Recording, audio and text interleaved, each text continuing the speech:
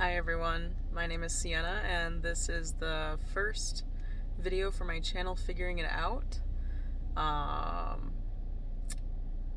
It's gotten to a point, I've been thinking about starting a YouTube channel for over a couple years now, and I keep thinking that I need to learn all these things before I do it, but I just need to do it at this point, so it's kind of like, fuck it, I'm doing it. This first video is going to be about where I'm at now and how I got here. And the main message, in case you don't want to watch this video, that's cool. It's just that it's normal to not know what you want to do with your life, and it's okay if you're still figuring things out. So the first thing I remember wanting to be when I was a child was a ballerina. I had like the DVD that you could put into the DVD player with like the mat with the different steps, and I think I even had like a bar, and I would use that every day. Loved it. But I outgrew it, and especially because I was shown that I was not the type of person that could be a ballerina, because of my size, the way I look. And as I got older, I grew to love writing. And that's something that has stayed with me over the years. But as a child, I was celebrated for my love of writing. Teachers read my things and praised me for them. I was even recommended to go to a writer's workshop in 4th grade.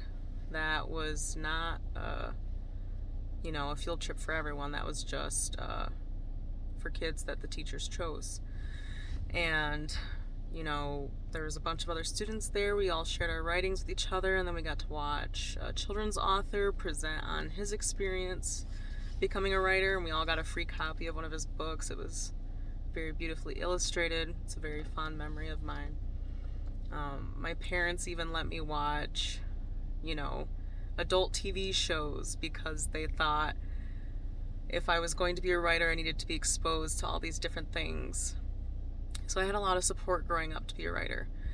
Then I got to high school, and I was in like honors English classes and honors lit classes, and that was the first time I started being told that I wasn't as good of a writer as I thought I was, or even had been told that I was. And so I started to think maybe this isn't for me. I also had started music in 6th grade, and each year that took up more and more space in my life, and I grew to love it more and more until it felt like a sense of purpose for me.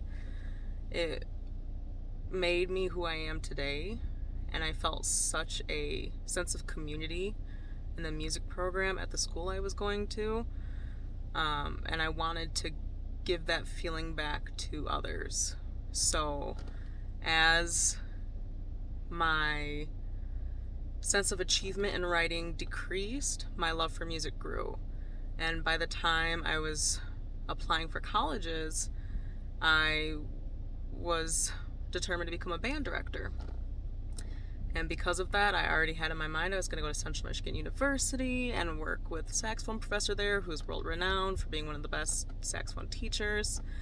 And I was so stuck on that decision, I actually gave up a scholarship, the Questbridge Scholarship, to go to potentially Ivy League schools. I applied for the scholarship, I received it, but I didn't rank any of the schools in the order of which I'd like to attend them, and because I didn't rank any schools, I essentially forfeited the scholarship.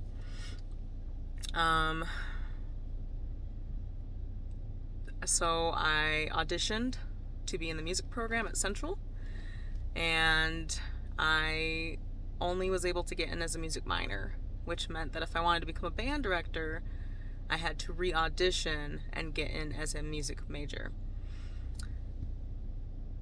which would have had to happen in the spring of my first year. So the music minor program was very similar. You took all the same classes, the only difference was it only lasted a year. So I got to college, I got a scholarship through the honors program that paid for my tuition, but that also came with more responsibility. I had to take an intro to honors course my first semester. I had to take a certain amount of honors credits in order to keep my scholarship. I had to take an honors seminar my first semester, which also happened to be a writing intensive, which meant it was even more difficult. So my first semester I was taking 19 credits spread across 9 classes. Now, for those of you who aren't familiar with college, that is a pretty excessive workload. Full-time is considered 12 credits, and that's usually spread across 4 classes, depending on what kind of classes you're taking. So I was taking 19 credits in 9 classes. What this looked like for me was being in class from 8 a.m. most days to 6 p.m. I had marching band every day for an hour and 20 minutes, and then on Saturdays we would have football games, and that would be anywhere from a 10 to 14 hour commitment just on those Saturdays. And the honors seminar, that was a couple times a week. Also, as I mentioned, a writing intensive, so the workload was intense. I was taking an intro to teaching course because at this time I still wanted to be a band director and that was required, but I was taking the honors version to help get my honors credits in, but that also meant, again, it was more intense. I was taking a communications class and piano and music theory and lessons and sight singing and ear training, and it was a lot. It was a lot. And because of the timing of everything, the cafeterias were only open so late. There would be days where I would skip dinner to practice so I could, get good enough to re-audition and get in as a music major. And, the caf closed around 8, and the music building closed at a certain time too, so it was difficult for me to eat dinner first and then go practice. So sometimes I would skip dinner to practice, I would come home to my dorm room and I would eat whatever I had there, and it was usually just snacks, because the only other way I had to get food was at our campus convenience stores, and we had, depending on what residential package you chose, you would get a certain amount of money for that. But you went through it quickly because things were expensive, and it wasn't really like meals at these convenience stores. I was pulling a lot of all-nighters to the point where, I would show up at my 8 a.m. theory class and I would barely be able to be awake, and then I would try to take notes, and afterwards they were so illegible that I couldn't even use them. I remember getting to piano class early because I didn't want to be late, and I knew that if I slept even a little bit that I was going to be late. So I would go straight from my all-nighter to my piano class, and I would take a nap once I got there, so that way when class started I would already be there and I could get a little bit of sleep beforehand. I remember being so exhausted that my fingers would shake while I was playing the piano. So essentially I was overworking myself my first semester. I wasn't eating properly, I wasn't getting enough sleep, I wasn't doing much outside of schoolwork, and it was a lot. And because I was a music minor, I was taking lessons with a grad student instead of the saxophone professor I'd come to learn from. But towards the end of that semester, we had our recitals coming up, and I had done well at the recital. But then after that, I had a lesson with the saxophone professor who would sometimes work with me to just check on my progress. And at the lesson that was later in the semester, I remember him saying that they didn't think I was improving enough. That really broke me down. I was busting my ass to get all these courses and credits in and maintain my GPA so I could keep my scholarship, which was paying for me to go to school, which I had no other way to pay for except for student loans, and I didn't want to incur all that debt. So I was trying my best to excel in all these areas, and I was burning out, and it really hurt to know that my music was suffering and that there really wasn't anything I could do about it. And it felt like no matter how hard I tried, I wouldn't be able to get to the level they wanted me to be at. And I was already trying incredibly hard and sacrificing my well-being to get there. So I got to a point, I had actually just finished reading Memoirs of a Geisha, and I can talk more about the lessons I learned from that book another time, but after I finished reading that book, I remember exactly where I was sitting in the cafeteria. I had this epiphany of, I don't want to do music anymore. Like, the joy had been zapped out of it for me. I needed to take a different course in my life. And I remember like being really nervous to tell my mom because I had been doing this since 6th grade, and I had worked really closely with my band directors in high school, and they had like supported me, you know, by giving me reduced cost lessons or even free lessons or letting me pay later, helping me rent saxophones, or even letting me use school saxophones for free, so that way I could be involved because my family couldn't afford to get lessons and instruments for me. And so I felt like I was letting a lot of people down with this decision. Thankfully, my mom was super supportive. I didn't tell my band directors because I just didn't want to disappoint them. But I knew that this is what I needed to do. And I had other friends along the way who helped me come to this decision. I had a friend who explained like sunk cost fallacy to me, which we could talk more about that later too. But essentially, you know, it's the idea that because you've already put so much time and money and energy into something that you need to follow it through. And the fallacy of that is, if it's not the thing you want to be doing, it doesn't matter what you've already put into it, because that's done and you can't change that. But what's important is to move forward with what you really want to do. So, second semester, I stopped taking saxophone lessons. I still took all the other music courses because I really enjoyed them and didn't cause me near as much stress as lessons did. And I went on a new course, and courtesy of our academic advisor, I was told to explore other courses I might be interested in that could lead to different careers. I took a human development course, Intro to Human Development, and I loved it. It made sense to me.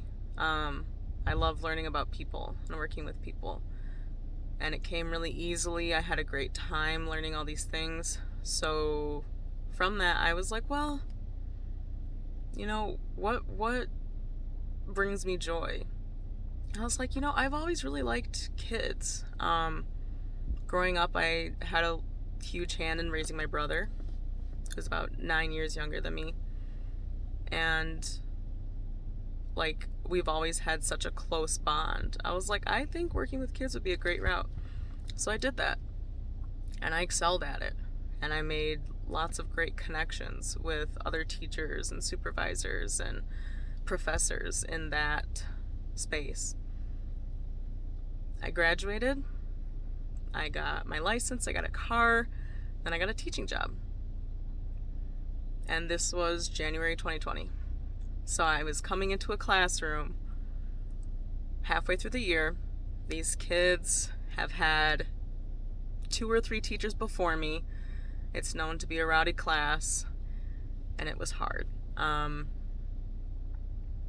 would experience a lot of physical, I don't want to call it abuse. I would get hit a lot. And it was a hard place to work at that time. And then the pandemic hit in March 2020. And we went fully remote. And we didn't have a plan. So my job went from teaching a classroom of 17 kids with a co-teacher to checking in with the families on a weekly basis to make sure that they had all their basic needs met. And it was a big change, but it allowed me to recover from those first couple of months where I was, being hurt and my hurt wasn't being taken seriously. And I was at that point, before the pandemic hit, I was really considering quitting. Like, I was planning on finishing out the year because I had made that commitment, and I didn't want to increase that distrust in the kids since they had already had so many teachers that year. So I was gonna finish the year and then quit because that's not the kind of environment I wanted to work in. Then the pandemic hit and it got easier. It was harder in a lot of other ways, but my day-to-day was a lot easier. And at this time I also had another job, 2 more jobs. I was also working at Wendy's, which I had worked at since I was a senior in high school. And it was a good way to make extra money, and they were really flexible with my schedule, so I could essentially come and work when I wanted. So I was working there too during the pandemic. We get to fall of 2020. I have a new group of students, and the class sizes are smaller because the pandemic is still raging on. We have an alternate schedule, so one group of students is coming on Mondays and Wednesdays. Mondays and Tuesdays. Wednesday was work from home, and the other group came Thursdays and Fridays. And then that would also give us time on Wednesday to deep clean things between the groups. That year was amazing. It's hard for me to know if that's what it could be regularly, or if that was just kind of like a fluke and a magical year. My kids were wonderful. I know that being there from the beginning was really helpful, so they could build that relationship with me and build that respect. But it also helped that there were smaller class sizes. It was a lot more manageable. Some days we'd only have 3 or 4 kids each day, and we still had the same amount of teachers, 2 teachers a classroom. So it was a lot more manageable, a lot less stressful, and the kids were wonderful. Then I decided to move to Ypsilanti with my best friend. And I got a teaching job here at a nonprofit that had some really awesome values behind it. I took a pretty big pay cut from $22 an hour to $15, but I thought I could manage it because I really believed in this preschool's mission. So I'm working at this preschool, and I'm getting burnt out again.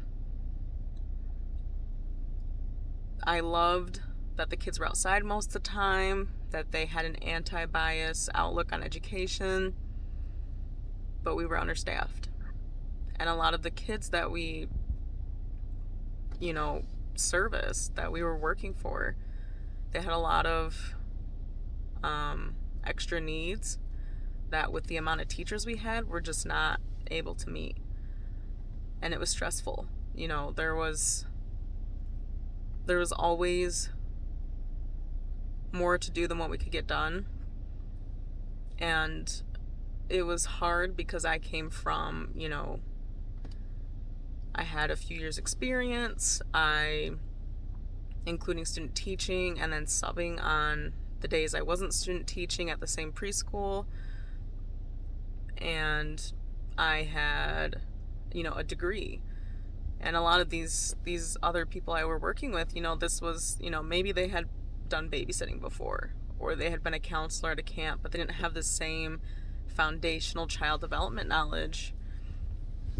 And that made it hard, especially with working with kids with these very individualized needs. It was important for us to all be on the same page, and we weren't there. There was an effort to get us there, but it was incredibly difficult. I remember even in my last week there, we had to have 3 meetings with 3 separate families to come up with plans to work with their children. And they were all about different issues, and then it was our responsibility to communicate these plans to all the other teachers and make sure that they're all getting followed. But there was not really any system in place to keep track of that.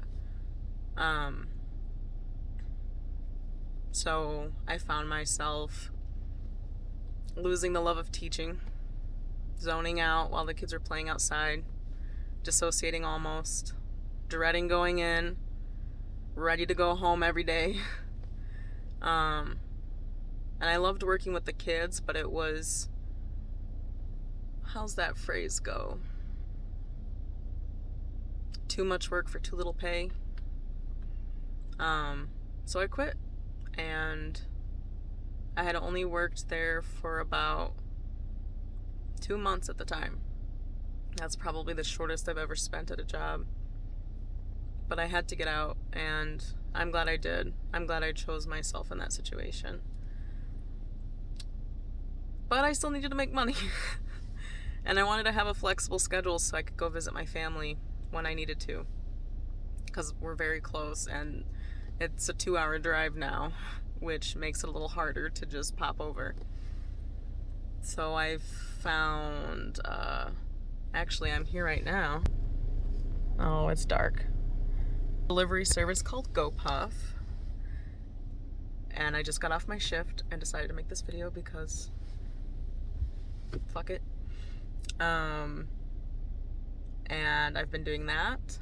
I've been doing Instacart. I even tried professional cuddling, which I can talk more about, but I've basically just been finding various ways to make money here and there to get by, because part of the issue with my last teaching job was I just jumped into it.